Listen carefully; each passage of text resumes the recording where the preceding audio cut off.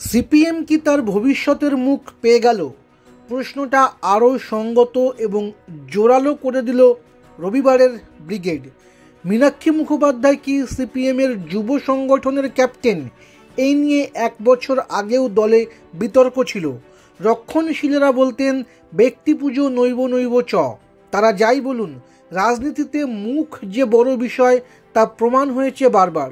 নরেন্দ্র মোদী বা মমতা বন্দ্যোপাধ্যায়েরাই শুধু নন, অতীতে সিপিএমকেও ক্ষমতা পেতে বা ধরে রাখতে জ্যোতি বসু বা বুদ্ধদেব ভট্টাচার্যের মতো মুখকেই সামনে রাখতে হয়েছে। বুদ্ধবাবুর পর সেই মুখের অভাব সিপিএম অনুভব করেছে বারবার।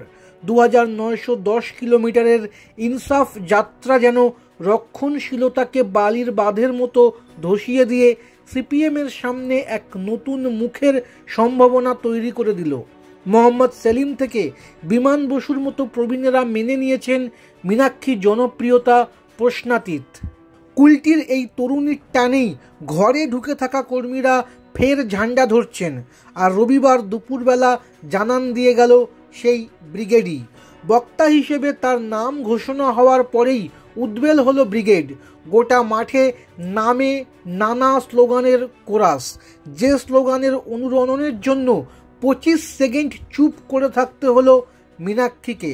তারপর প্রথম শব্দ বললেন লাল সালাম।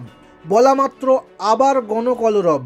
তারপর মীনাক্ষী যে কথা বললেন তাতেই স্পষ্ট হয়ে গেল, হয়তো তিনিও আন্দাজ করতে পারছেন তার বলা হয়ে গেলেই মাঠ ফাঁকা হতে শুরু হবে।